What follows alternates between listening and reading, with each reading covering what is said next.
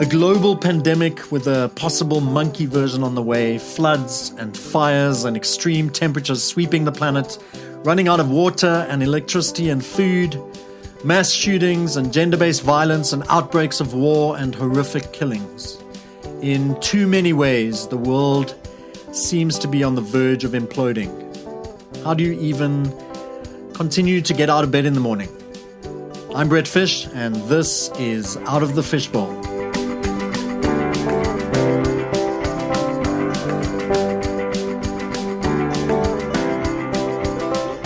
And if you can hear a generator happening faintly in the background, then our sponsors for this week's episode is Eskom Load Shedding. Marcus Valerius Martialis wrote, "Life is not merely being alive, but being well." And I dealt with that to some extent in episode 3 of last season, The Existential Crisis, when I looked at the difference between merely existing and surviving, or living and thriving.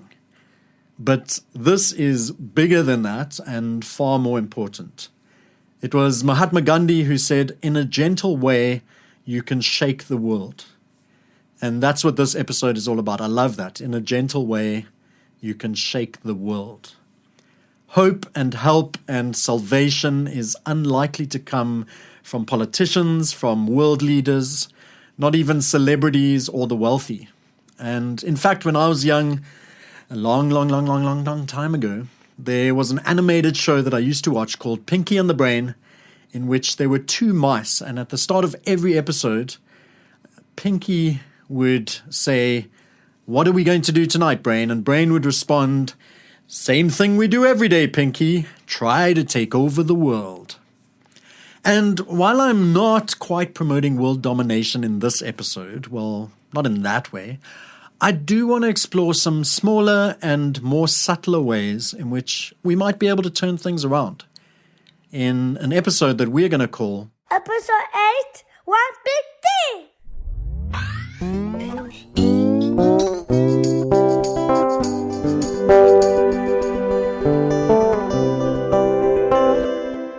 So this is the final episode of season 3, and we've looked at some heavy things. We've looked at representation, we've looked at men, we've looked at your lowest point, this idea of ships heading fans. And so I think that this is a good way to end it all off. We started with this idea of curiosity. How can I be more curious? How can I ask better questions? How can I be more open to the possibilities that are in front of me? And I want to encourage you, if you found these episodes helpful, if you found them good to listen to let people know.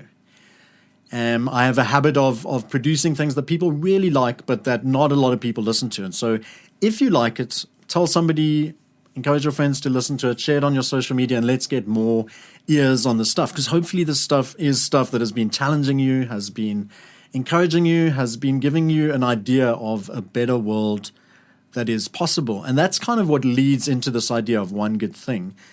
Every morning and every evening, as far as is possible, on the Twitterer, as I call it, I try to start off each day with a positive message, which is usually just some form of greeting and an invitation to greater things, where I say hello to all the people that are following me, which is technically over 10,000 people at the moment, but we know that at least 3,000 of them are bots. So a greeting to the 7,000 people that are following me, and a call to some little bit of goodness, calling out some goodness or giving inspiration or challenge, or like, have yourselves a really good day. Let's be intentional about being kind, or let's ask somebody for their story, or let's connect with somebody that we haven't spoken to for a long time.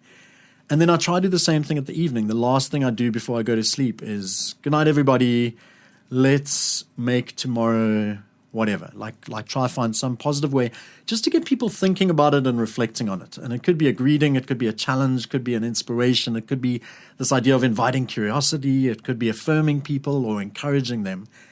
And so my belief is, this isn't a major kind of world transforming thing that I do, but if I'm doing that twice a day, something positive, sending some goodness out into the world, then that is 730-ish positive messages a year.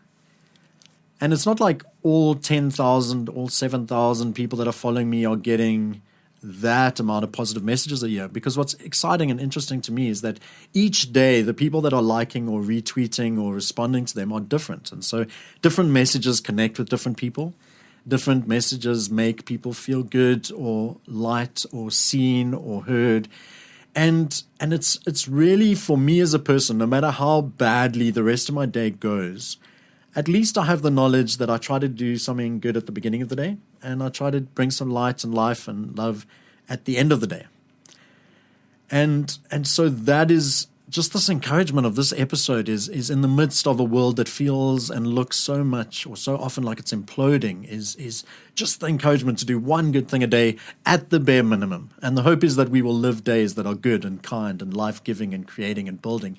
But if you choose to at least do one good thing a day, then imagine the momentum. Imagine if the people that you connected with, you encourage them and they start doing one good thing a day. Because if a nation of millions of people do 1 million good things a day, that's how countries are turned around. That's how we change narratives. That's how we tell different stories. And so beyond that, the conversation is an invitation to be intentional every day, to do at least one good thing. And maybe it's as easy as asking yourself a simple question when you look in the mirror at the start of the day. Maybe it's getting into the routine that when I'm looking into the mirror, brushing my teeth, I'm asking myself this question: how can I add to the world today? Because it feels, with some engagements that you have on social media, with some meetings and engagements that you have with people during the day, it feels like maybe not everyone is always asking that question: how can I add to the world today? And so for me, again, it's like, well, if at least I'm doing this, if at least I'm trying to be intentional about this, if at least my mindset is focused on adding to the world, then along the way, I'm going to get it wrong. I'm going to lose my temper. I'm going to be impatient. I'm going to hurt people, and hopefully unwittingly, not on purpose. But hopefully, if every day starts with that question, how can I add to the world today? Hopefully, there are going to be things added to the world. Hopefully every day. And hopefully a lot of them, if that's my intention. And so if I can get into the rhythm, every time I stare into the mirror at the start of the day, how can I add to the world today? So it has to be intentional. I love that word. I kind of choose a favorite word of every year at the beginning of the year and then focus on that throughout the year, try to find ways to engage with that word.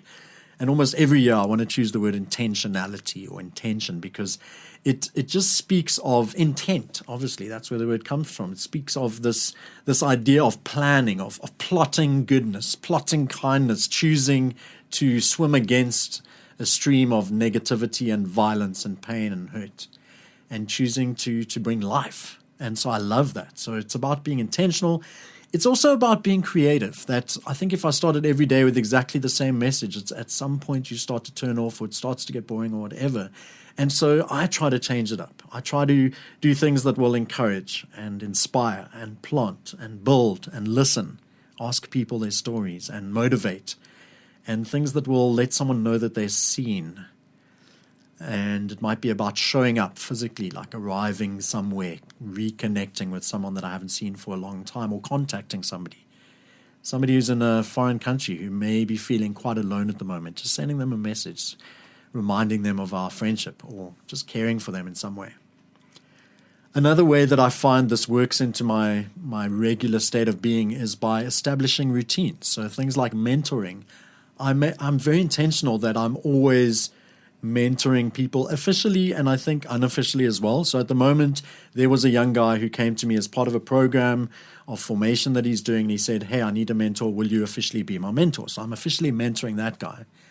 But then in the rest of my life, whether it's ex-youth guys that used to be in my youth ministry, or people I've walked along some journey with, people that used to be on the church leadership that I left recently, like I'm trying to purposefully connect with them and check in with them and see how they're doing, invite them out for coffee once a month or every second week, or finding ways to mentor them. And I spoke about that in a previous episode, like the importance of mentoring officially and unofficially. How are we pouring into other people's lives?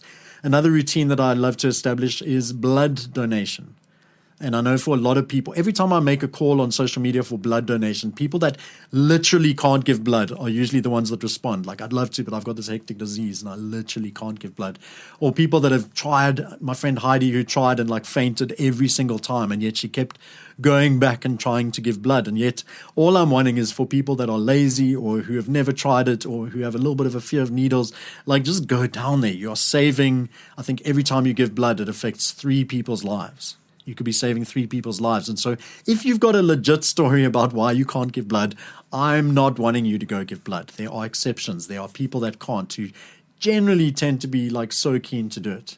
And I think of even my parents who are fairly old now and actually not able to give anymore. And they're so upset. They're so bummed because they wanted to give. They both ended up giving platelets, I think, which is even more hectic than giving blood, more regular, spend longer time, but they took any opportunity they could. And so even this week, I think it was yesterday, I finally downloaded the app, which is going to make me give a bit more regularly, because I normally just every now and then go, oh, I should be giving blood.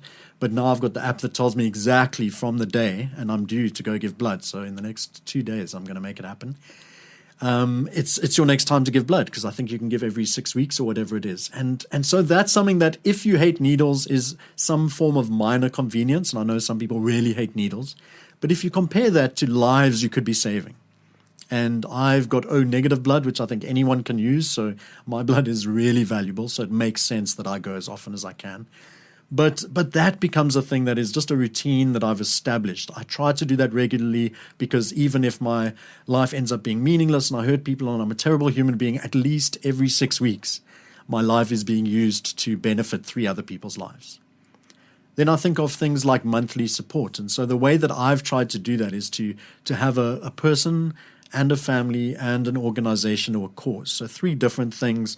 And it depends obviously on money coming in, money going out. But even when things have been tough, and I've been in a space where things have been fairly tough, I'm really hesitant to stop the giving, because I know that I've benefited when people have supported me so many times. People have been generous to me so many times in life. And I do struggle with conventional giving sometimes. So I've obviously spoken a bit about church, like giving to a church when a lot of the money often goes to the buildings and salaries and things like that. I personally just love knowing that I'm giving to this person and I know their life and I know that they're doing amazing things. So I love supporting people. I love supporting families. I love supporting organizations. And I speak about bottom up a lot, and I don't give them big piles of money. But early on, we decided we want to support them. And I'm continuing with a little bit every month. And the hope is that as people add their little bits together, it ends up being a big bit.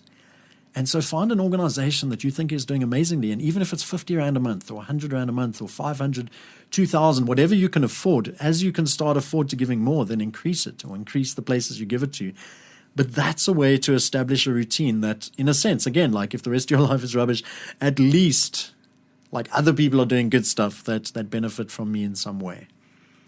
And calling a person, I just thought of this as I was waiting to record this episode. And the one thing I do quite irregularly is I call my gran-in-law. And I guess technically she's not even in law anymore. So she's not my gran. So basically it's an old lady that I phone up every now and then just to see how she's doing. And if you're part of a church or another organization, then you might know some old people that are lonely or by themselves.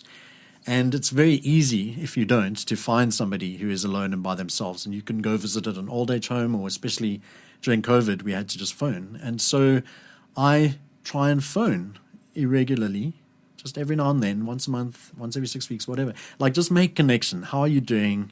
And I know that always is appreciated. So those are just tiny things. And I think this episode is filled with tiny things. And you might go like, what's the difference? What's the point? But tiny things kind of knitted together start to add up and start to make a difference.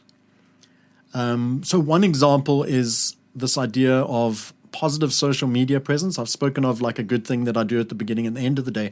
But for me, in terms of keeping me in a good place, it's about having good incoming stories and pictures and things. So for example, nature, like following nature sites on, let's talk about the Twitterer. Following animals. I started following the site recently it's called something Fox, and they just post pictures of foxes that I think are some of the cutest animals out there. And these are all stunning photographs. So it's like every 8 hours or every day or whatever it is, a picture of a fox lands on my Twitter feed. And I feel good because I like foxes. And I've got other people that I follow that are dropping pictures of amazing mountain ranges or beautiful rivers or flowers or whatever it is. So I'm intentional because I do a lot of conversations about justice. I do a lot of things that irritate people, that bring a lot of negativity. And so I need to be intentional that there's pictures of nature, there's animals, there's quotes. I follow a lot of quote sites, philosophy sites, and quotes that are bringing quotes every day. And you might find a lot of those meaningless, often they're cheesy and things like that. So find sites or people that tend to, more often than not, drop good quotes. And I've got a number of those. And so 5, 10, 15, 20 amazing quotes are landing on my page every day. And in the nature of Twitter, you don't see them all. But if I see 1 or 2 of those, then that's challenging my thinking. It's making me think more deeply. It's making me reflect. It's making me try to be a kinder person. And then the other one is stories. Finding people that tell good stories, finding news organizations that share good stories. When I find that my incoming feed is filled with things like nature, animals, quotes, and stories, then that starts to influence my outgoing feed. And so it starts to lift my spirit. There's positivity. I don't like this idea, and I hate the term because it often gets thrown. I found that every time it's thrown at people, it's usually unmerited. This idea of echo chamber, like you only surround yourself with people that say ideas that you like and think. And I think that does happen in spaces. Obviously, I mean, if you look at America, the big Republican Democratic split where everyone else is the enemy and you can't engage with them in any way. And so what that means is the ideas, the thoughts you have can't be challenged. They can't be refined. They can't be strengthened because you only have people that ever say the same thing as you. And so on social media, I tend to, again, especially on the Twitter, that's where I spend most of my time engaging on social media. I've got a variety of people. So I generally try and connect with people that I'm friends with that are focused on justice issues, that are loving and kind people. But then I make sure that I follow and am being followed by, in some ways, people that think very differently from me and people that will challenge my thinking on some key issues. People from different religions that have a different perspective and way of viewing things than I do. And so a positive social media presence, this incoming versus this outgoing, I find if you are somebody, and I know not everyone spends as much time, or maybe not anyone spends as much time as I do on social media, but if you're spending a decent amount of time curating that space so that it can be positive for you and help you to be positive to other people, while at the same time not just kind of encouraging you to continue to think the things you do without challenging them. And then we've spoken about this idea of intentionality, so this quote, be the change you want to see. And that really is it. I was thinking on the drive here, a lot of the quotes we use, people might go, yeah, that's generalization, or that's cheesy, or it's been said 1,000 times. But often that is true because the thing is true. Be the change you want to see. If I'm not working on myself, if I'm not becoming the kind of person I want to be, we spoke about friends. How do you get good friends? Be a good friend. If I'm not being a good family member, if I'm not loving others, then how can I love other people as myself? Which is what I spoke about when you talk about Jesus and what he said about love. I need to be the change that I want to see. I need to see it working for me and in me so that I can share it with other people, so that I can desire it for other people, so that I can spread it to other people. And there's a deep sense of intentionality in that. It needs to be intentional. It needs to be thought out. And this phrase that I throw around a lot, and this is one of the pictures that inspires me, I think, more than anything. This idea of one good thing a day is the ants outnumber the crickets. And I think it's from the movie A Bug's Life. It could be from the movie Ants with Woody Allen, but I actually think it's from the Pixar movie, I think it was, A Bug's Life, where these ants had to gather leaves and crops, basically buds and nuts and seeds and all that every year for the harvest time or springtime or whenever the crickets would arrive, and they would basically come and steal, or the stuff had to be offered to them so that they kind of like protection mob money in the insect world. But every year the crickets would come and take the food, and then one year something goes wrong with the main character, messes it all up and stuff, and they don't have enough food for the crickets, and the crickets start advancing on the ants, and there's this moment where the ants actually realize that even though one ant is way, way, way, way smaller than a cricket, maybe 100 times smaller than a cricket, that when all the ants are together, then they outnumber the crickets. It's the same philosophy of the school classroom, and I only realized that when I was a teacher or training to be a teacher. When I got into the classroom, for some reason, the kids seemed to know that they outnumbered me and that if they didn't want to do work, there was nothing I could do that would make them want to work. And I guess it's a power principle that links to fear and control that we see in many places around the world, and in a negative way, where the minority, as long as you convince the majority that you have the power or the control or the bigger weapon or the means to hurt them, whatever it is, you can get control. But the reality in that classroom is that if 30 kids do not want to do something, one teacher is really going to struggle to make them do something. I hope no kids are listening to this. But when we start talking about one good thing, when we start talking about a world that's imploding, when we start talking about the negative narratives around violence and gender-based violence and rape and racism and all those kind of negative things, then I keep coming back to this picture. The ants outnumber the crickets. Anytime it feels overwhelming on social media, it feels like negative things are happening all around the world. No, the ants outnumber the crickets. Those who want a good, positive world, those who want to be present, those who want to be active, often we don't hear their stories a lot because they are just getting on with it, which is why I like to tell other people's stories. This week I was able to share the story of an amazing, it's called Muari House Pizza, up in Springs in Joburg, and a lady who started in 2018 with, I think she had 100 Rand, and she made a pizza and they gave a whole bunch of it out to neighbors, and now she has this pizza business that has won awards, that has been on TV, and those are the kinds of stories we just don't hear enough of. Often, or people helping out their neighbors or people helping out their communities because they're not doing it for attention. The ants are often just getting on with the work. And so we need to find ways of magnifying those stories. Because if we don't hear those stories, then all we do hear is the negativity. We do hear the sadness. We do hear things going wrong and we think, oh, the world is imploding. But all around us, there is greatness. All around us, there are people loving their neighbors. I hear it on my street. There are people, somebody stopped and helped my dad across the road the other day, and that's like something you hear in old jokes or whatever, like helping an old man across the road. But these things happen. Or when an accident happens and you see people show up and see how can we get involved, how can we fix this, how can we help out. The ants outnumber the crickets. And so if we can get into that mindset of if I can just at the very least do one good thing a day, then we are starting to shift this narrative. If I can encourage people around me to get on board, let's do this together. Let's change the world. Let's be the change we want to see. And then I think the last thing that I want to add to that thought as we wrap up season 3 is the value of second chances. And I know when I was preparing, I wrote that and I read through the rest of my notes and I thought, how does this relate? How does this relate to one good thing? And it's quite easy, I think, to, when somebody hurts you, to just dismiss them and to unfollow, block, or in real life, just walk away, close the door and just never let them have another go. And I think to truly understand second chances, or to best understand second chances, you need to be given them. You need to have messed up completely. I think I told the story of my friend Rob and how I broke his guitar. And he's like, dude, it's just a thing. Like, I received that kind of gift from him, and it changed the way that I related to things and people for the rest of my life. And so I know the value of second chances for me. I know the value of people that have had my back when I was running youth and doing all these outlandish, edgy things, getting into trouble. And I found out years later that people were stepping into gaps and taking the blame and covering me and protecting me in those ways. And so I value giving second chances to other people. I struggle with third chances. I figure if you've done something and then intentionally done it again, building trust for the third time, I think through my faith and through kind of a desire to follow Jesus, I will find ways to try and make that work.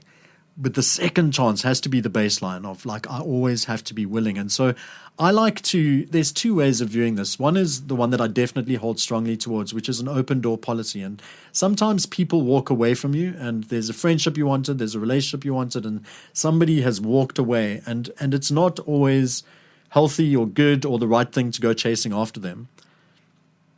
Or maybe there's just been a fight. There's just been something and there's been this split. And on quite a few occasions in my life, I think I might have spoken of the story of Ryan Seville, where him and I were, like, he was my nemesis in a way, and I had issues with him. But then through mutual prompting from a friend, took a chance to have coffee with him, and now he's one of my favorite people in the world. And I have found that with a lot of people that I've had beef with. that if there's an opportunity to sit down and have coffee with them, maybe it was years ago they did this thing that irritated you and it always comes up, and to hear their side of the story, or to just spend time with them. People change. People aren't necessarily the person they were when that thing happened, and we've got to allow space for that. We've got to allow space for transformation. That we spoke about not being defined in season 2, not being defined by your very worst thing you've ever done. And so creating spaces, the open door policy, the way I view it, is that if anybody that I've had a fight with, that has walked away from me, that has hurt me or whatever, anytime somebody wants to make peace with me, my door has to be open. And I'm saying that publicly now, and hopefully will be held to that, because it is an important thing, and it's a thing that is a strong value for me, that if there is a way to make peace with somebody, then I want to be open to that, and I want to pursue that. And I hope that is something that is true of me at all times. I hope there's not somebody out there listening going, aha, but you didn't give me a second chance. But if there is, give me a call. And then the second part of that, this value of second chances, is this idea of approaching, that my door will always be open is quite a passive thing. I'm not trying to build that relationship. I'm not trying to fix that thing. I'm not trying to make things better. I probably have done some of that stuff, but there comes a point where it's like, okay, I'm leaving this. I can't fix this. But any moment they want to come back to me, then I'm going to open the door. And then the second part of that is approaching them. And so it's realizing, sure, I used to be friends with this person, and then this thing happened and it didn't go well. Let me actually go and let me get hold of them. Let me see if they'll have coffee with me. Let me see if I can buy a meal for them. Let me go and apologize where I need to apologize. Let me go make right where I need to go right. And so sometimes it becomes that intentional thing of approaching. And we have to be discerning. And so there's sometimes when it's probably not good for us to go and chase after somebody that's going to hurt us again. Maybe all times, I don't know. But there are times when it's like, no, actually get off your butt. You need to go and approach this person. And there's actually a story in the Bible. I wasn't planning on sharing this, but there's a beautiful story in the Bible. And the fact that it's in the Bible is kind of inconsequential. I think everybody can appreciate the story as a story. But it's a story that Jesus tells of a man that has 2 sons. And I'm sure a lot of you will have heard of this under the title, The Prodigal Son or whatever. But this man has 2 sons, and the youngest son gets to this point where he demands his inheritance, or his share of the inheritance, which is a huge, huge insult in Israelite culture. It's like the worst thing you could do. It's like basically looking at your dad and saying, I wish you were dead. It's way worse than kind of for us to understand in our culture today. But it's basically the kid saying, I wish you were dead, and everything that would come to me when you were dead was mine. And so there are ways in which the father should have responded to that, but this father is a gracious father. He lets the son go. And then the son goes off and spends all the money and ends up in a situation where he ends up feeding pigs because it's the only work he can find, and he realizes that actually the servants back home have it way better than he has. And so he crawls back, or his idea is he's going to crawl back to his dad and just say, can I just be a slave, or can I just be a servant of you, because I've been wrong and everything is messed up and I got it wrong or whatever. But what is so beautiful about that story is that the son has intention of apologizing to his dad, but he never actually gets to do it, because there's this moment that the son is seen walking down the road to the farmhouse where the father is. And the father, who has been standing by the window like every day waiting for his son's return, looking out for him, the moment the dad sees the son, the dad has been wronged. The dad has every right to be angry. The dad has every right to cut him off. The moment he sees the son, he drops everything. And in an undignified manner, he goes running out to meet his son, and he grabs him and he holds him and he calls for a party to be thrown and for the best cloak and the ring and all that kind of thing. And there's chaos with the second son who stayed at home the whole time and wanted that stuff. But for me, that's that sense of the open door policy. The door is always open for the son to come back. But the sense of approaching, the sense of I'm not going to wait for the son to come. I love him. Relationship here is so valuable that I am going to go. And my love for him doesn't depend on his actions, on his repentance, on any of that stuff. And that is the kind of love that I feel like we are called to. And I spoke about that in the episode on love in season 1, that this love sometimes doesn't make sense. It's a little bit nuts, but it is something that grows and heals and builds up the world. The value of second chances. And I know in my life that second chances have really afforded me dignity. They've afforded me grace and love and a chance to rebuild and a chance to try new things and to get up and dust myself off and move forward again. And so I have deep value for those, and so I have to extend those to other people. And so I believe that having an opening and a space for second chances is part of the one good thing conversation. I think it's like, is there somebody that I need to be making peace with? Is there somebody that I need to be approaching? Or is there somebody that's approached me that I need to be open to having a conversation with? There's that saying, and I feel like it's a military saying, first do no harm. But I would say no, first do some good, even if it's just one good thing.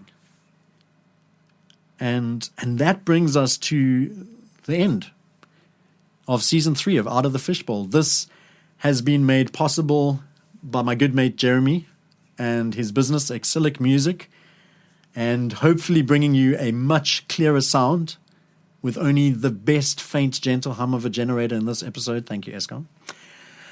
But very excited about getting to share this with you. And what I want to say to you is, if you've listened to any of these episodes and you have found them helpful, then go and tell people you know to listen to them. If you know that there's a specific episode that is going to connect with someone, there's some really good stuff in here. There's some stuff in here that I'm really excited to share with people, and I hope you've listened to it and gone, that is amazing. Go and tell people. Don't let it stop with you. And each of these episodes has had stuff that is practical. There's stuff to do. There's stuff to change. There's stuff to put in motion. Don't let this be a good experience of having heard some nice things. Go and change. Be intentional. Be creative. Do the things. One good thing. It starts with one good thing. And as we are doing one good thing, it becomes a rhythm. It becomes a daily tradition. And as we look around, we see other ants are doing one good thing a day, and we soon start to realize that the ants outnumber the crickets, that the world can seem like it's imploding, but that together we can actually make a difference. We can change stories. We can build nations. We can rebuild communities. We can see families come together. We can restore things that have been eaten. Let's do one good thing and be as much a part of the change as we can be.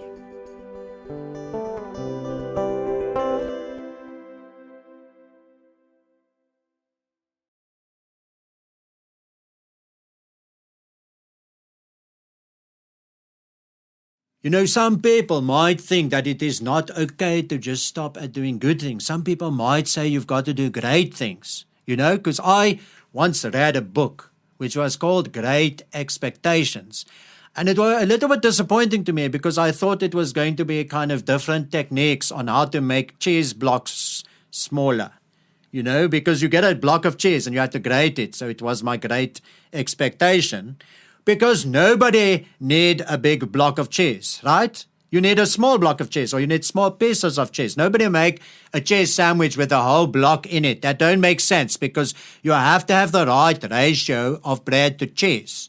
So you don't want all the cheese, you want a little bit of cheese. And so your great expectations are that the big block of cheese can be made smaller. So you don't just have good intentions, because good doesn't make cheese smaller. In fact, Gouda is like a kind of cheese. Like you have different kinds of cheese. You have the cheddar and you have the Gouda and you have the more Gorgonzola, I think. You have like Gonzola, and then if you have more Gorgonzola. I think that's what it's called. But you even have feta. And feta, as they say, is better because it makes you fatter. But that are even a bit of bilingual because I've used the different languages in the same joke. And so cheese is just something that we have. And so don't have great expectations about cheese. You must have great expectations about life. Because maybe like an ant, you want to eat a cricket or something like what the other guy was saying. It may be like that, I don't know. Because your ants can't number the crickets because they move too fast. How do you even put the numbers on them? I don't know. I wasn't really paying attention. But just try to be good. Don't be cuck. I think that is what it all boils down to. What it oil boils down to. Yeah, the oil boils down to the fact that you must just try not be cuck, and then it will all be okay. Okay?